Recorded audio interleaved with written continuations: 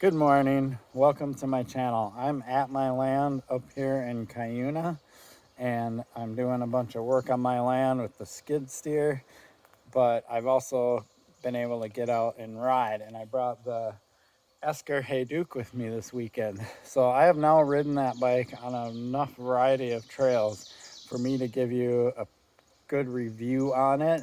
I generally am not going to get into all the little nitty-gritty details. I'm just going to talk about the bike a little bit. But before I do that, here's some footage of me riding it this weekend. Enjoy. Go over these rocks. Nobody's here to like block my rock view. Okay, we're going to stop. Check out that. Oh my goodness. This is freaking awesome.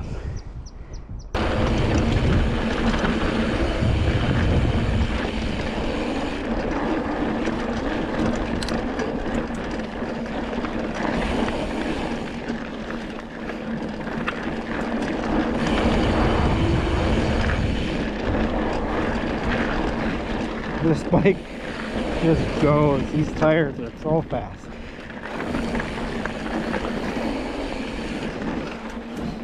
Low rolling resistance.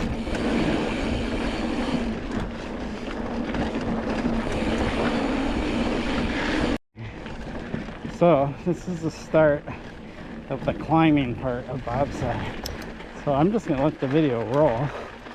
You can kind of get an idea what the climb is like. Of course, from FPV on a GoPro that's in super view, you're not gonna really to see how steep this is. It's not terribly steep, but and it's definitely an easier climb on this bike.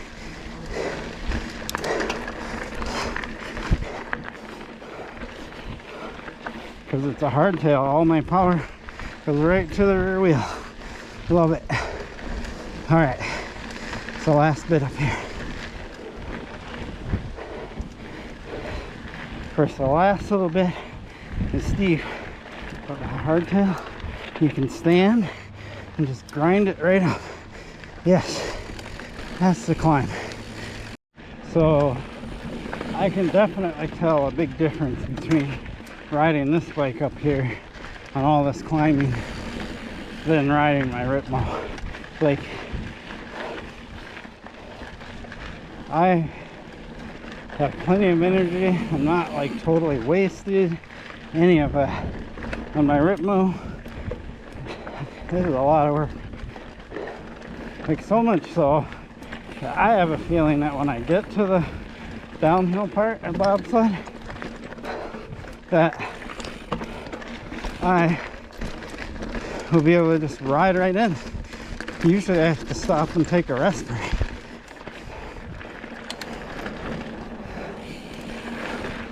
So, lighter weight bike, hardtail powers directly to the rear wheel, and lower rolling resistance tires that are gonna not work so well on bobsled, but whatever.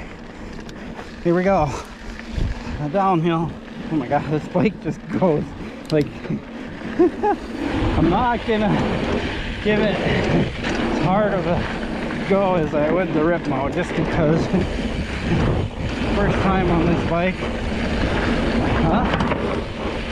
Got a big rock right into the bottom bracket. So far, oh, little slide. Okay, not too bad though.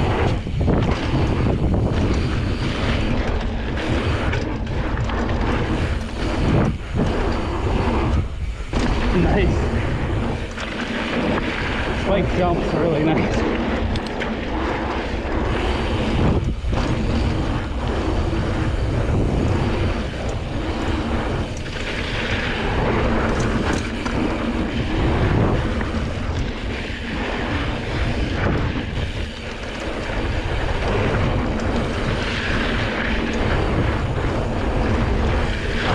Yeah, slide.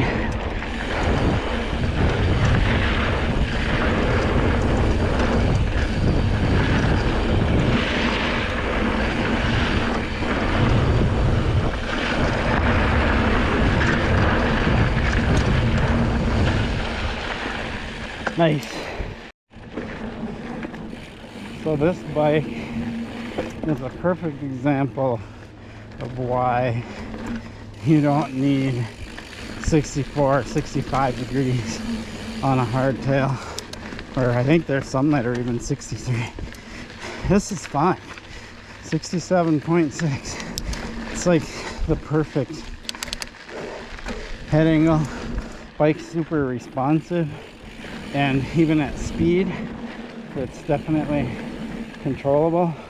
I think what happens is you get these people, they've only ridden slack bikes, or they haven't ridden a steeper head angle in a while, and they get on a bike like this and then they think it's all squirrely and out of control, and it's like, well, it's only squirrely out of control because you don't know how to ride it because you've gotten so used to your slack head angle. So if you only got one bike and it's got a slack head angle, more power to you. But for me,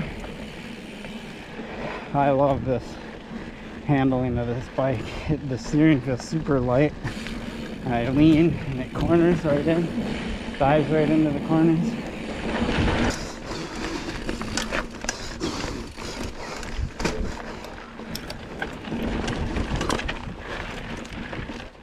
Oh, I went to the right. That was the trick.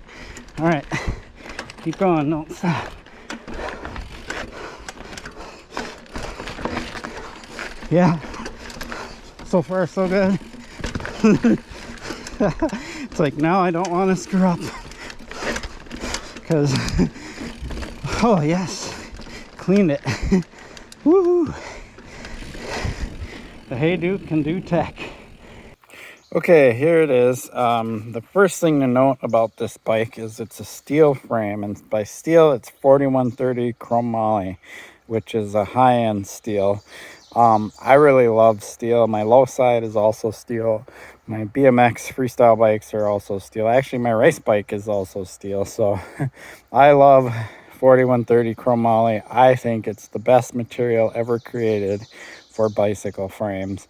And I know we've got aluminum out there, and then everybody's all about the carbon, but aluminum and steel are much closer in weight than you might think, especially high-end steel. Aluminum, you have to beef it up so much to make it stiff and do all the things you want a bike frame to do, that it ends up being almost as heavy as a steel frame. And then of course carbon is a lot lighter than both aluminum and steel, but carbon is also not as durable.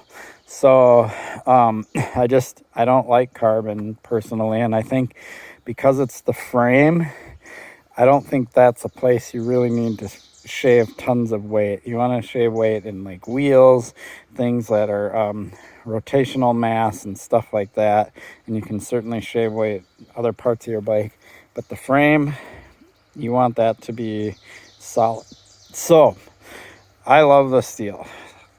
So now that I've said that, people will disagree with me all they want, but to me, steel is the best material.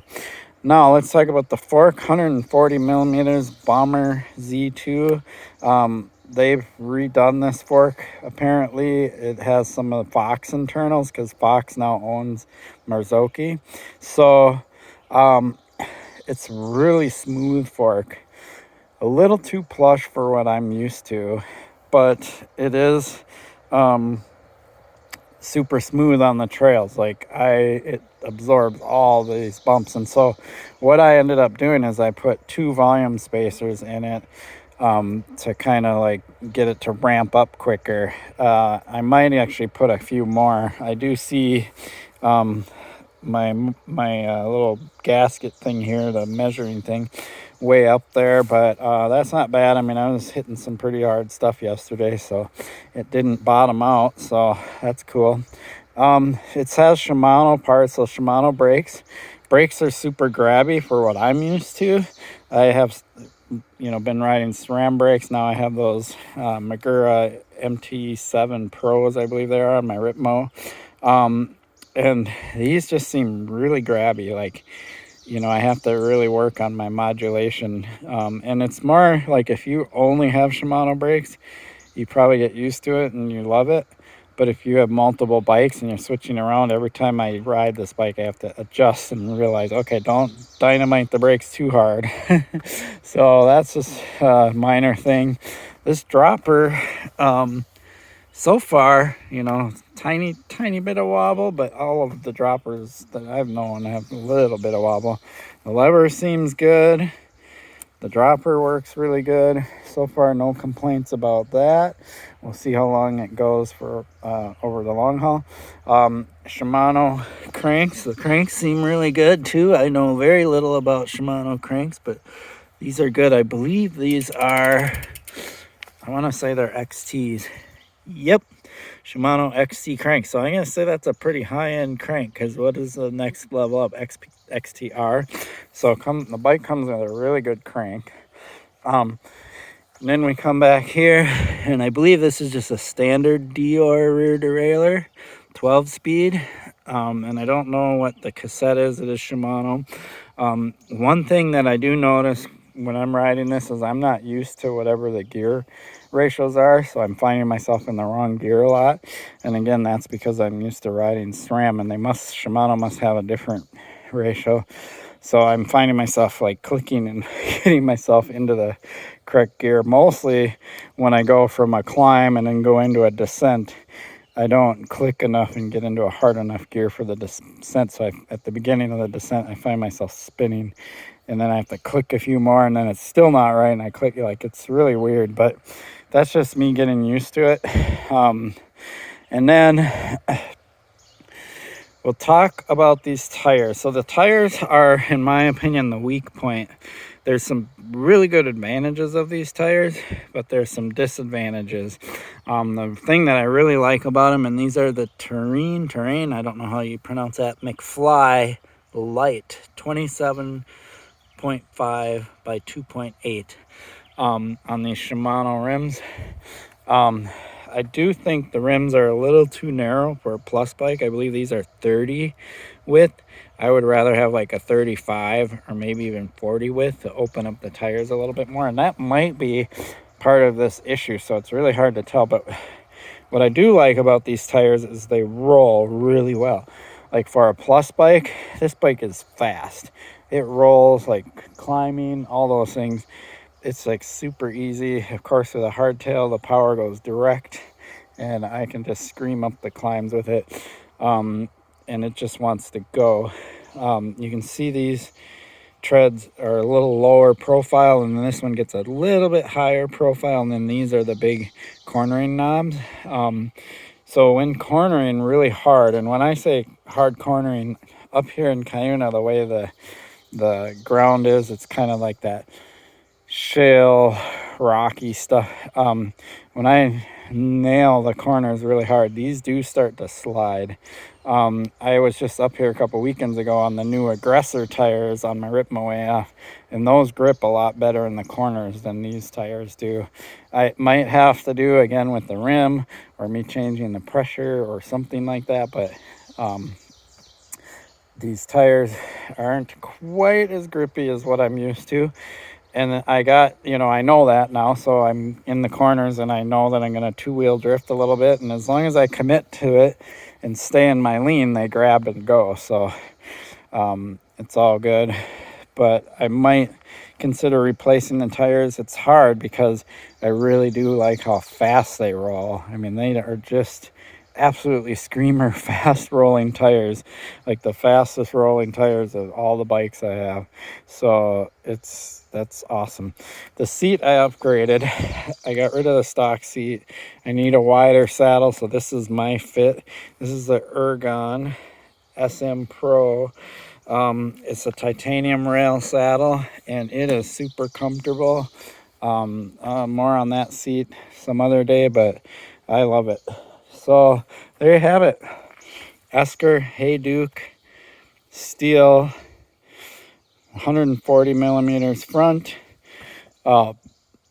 Super cool. I like that it's got a short stem on it.